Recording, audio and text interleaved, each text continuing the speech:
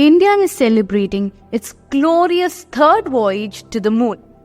It is the third time that India is attempting a lunar mission, and Chandrayaan III is definitely one of its kind. But before we diverge ourselves into Chandrayaan III, in this session, first, we are going to brush up on the flashbacks of the two incredible lunar missions of India, and then we'll move on to the glorious and most recent mission, Chandrayaan III. Why don't you just sit back and relax while we are going to take you through Chandrayaan 1, 2 and 3 by traveling through an educational exploration. Chandrayaan 1. Indian Space Research Organization ISRO launched its first lunar mission Chandrayaan 1 on October 22, 2008 from Satish Dhawan Space Center at Sriharikota, Andhra Pradesh. Chandrayaan 1, India's maiden lunar probe, meant mooncraft. It was launched by ISRO using a Polar Satellite Launch Vehicle PSLV. The probe weighed 1,304 kg at launch and 590 kg at lunar orbit. The mission entered into lunar orbit on 8th of November 2008. It was orbiting the moon at a distance of 100 km from the lunar surface. Now let us look at the purpose of the mission, which was the moon's chemical, mineralogical and photogeological mapping. The details of the mission objectives were designing, developing, launching and orbiting a spacecraft around the moon using an Indian-made launch vehicle. Second, conducting scientific experiments using instruments on the spacecraft which would yield data for preparing a 3D atlas of both the near and far sides of moon for chemical and mineralogical mapping of the lunar surface at high spatial resolution with particular focus on magnesium and aluminium, silicon, iron, calcium, titanium, uranium, radon and thorium for increasing scientific knowledge and also for testing the impact of sub-satellite on the moon's surface for future soft landing missions. It also had the purpose of detecting water or ice on the moon. Facts about Chandrayaan. First, Chandrayaan 1 carried 11 scientific instruments built in India, the USA, Germany, the UK, Sweden and Bulgaria. The mission sent back to Earth 70,000 images of the lunar surface. On March 25, 2009, the expedition sent its first photograph of the entire planet. The terrain mapping camera, one of the mission's scientific payloads, took these pictures.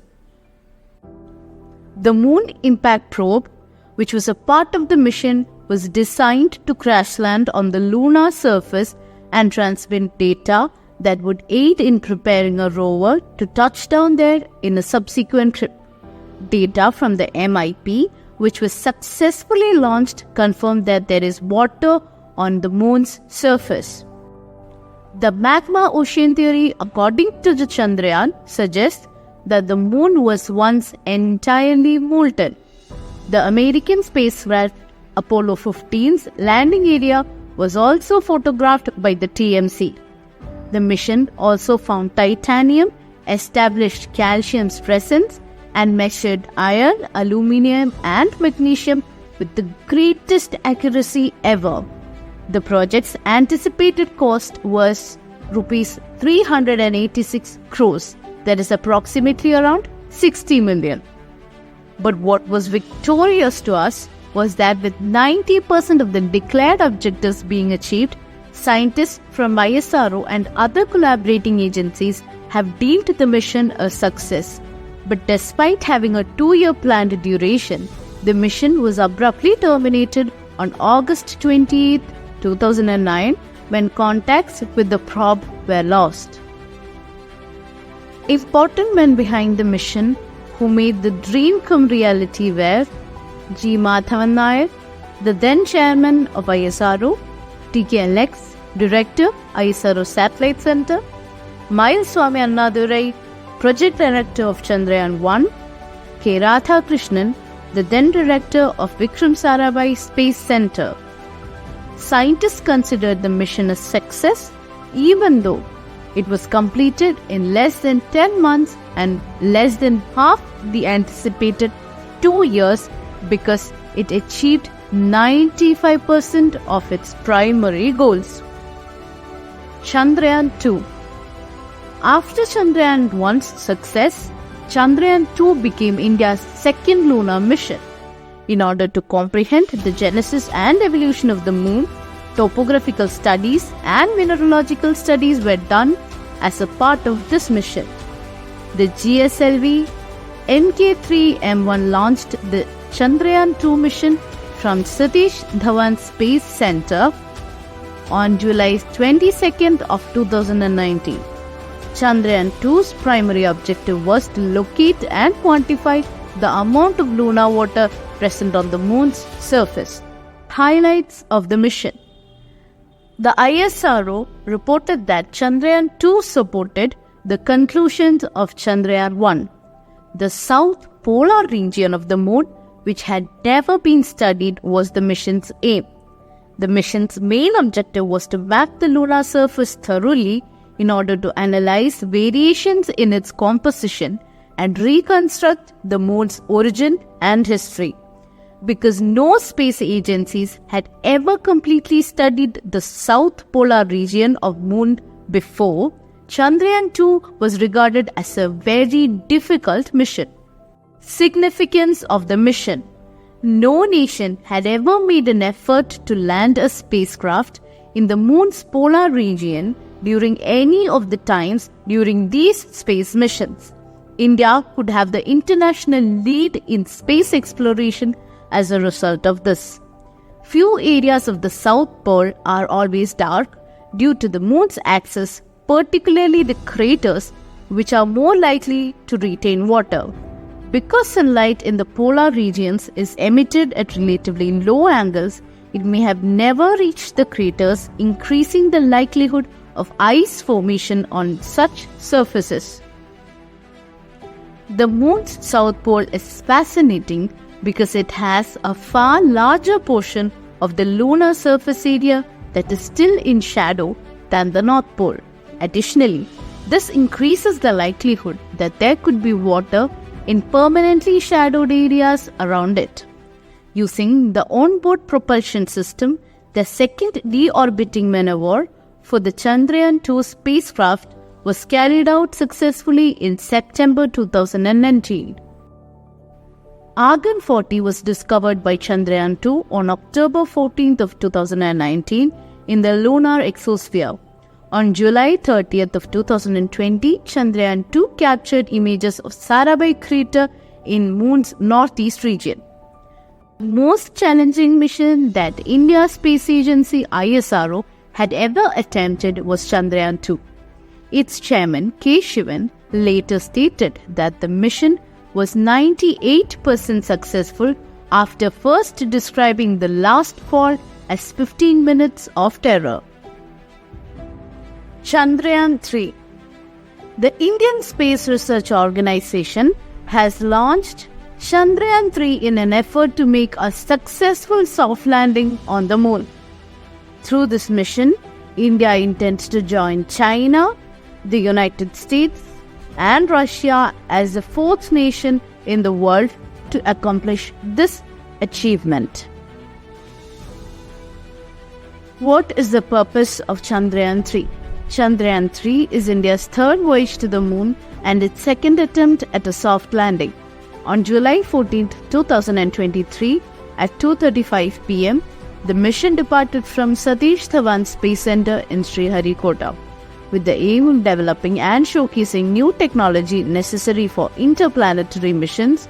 It consists of an indigenous lander module, propulsion module, and rover. Aims of Chandrayaan III mission. First one, to exhibit a safe and soft landing on the surface of the moon. 2. To demonstrate roving lunar rover technology. 3. to carry out in situ scientific research. Features of Chandrayaan III. Firstly, Vikram, the lander, and Pragyan, that is the rover, are carried by Chandrayaan III in the same manner as Chandrayaan II. Secondly, numerous elements of the lunar environment will be studied by the lander's scientific payloads. In addition to precisely measuring the distance between Earth and the Moon, these payloads also feature research on lunar quakes, the temperature characteristics of the Moon's surface, variations in plasma near the surface, and so much more. The third most prominent feature would be that a brand new experiment dubbed Spectropolarimeter of Habitable Planet Earth is a part of Chandrayaan III's propulsion module. By examining reflected light, SHAPE seeks to find smaller planets with potential for habitability. Changes and modifications to Chandrayaan III. The landing area has been increased, allowing for safer landings inside a larger, defined region would be the first change. Secondly, more fuel has been added to the lander to allow for long distance travel to the landing site or alternate places.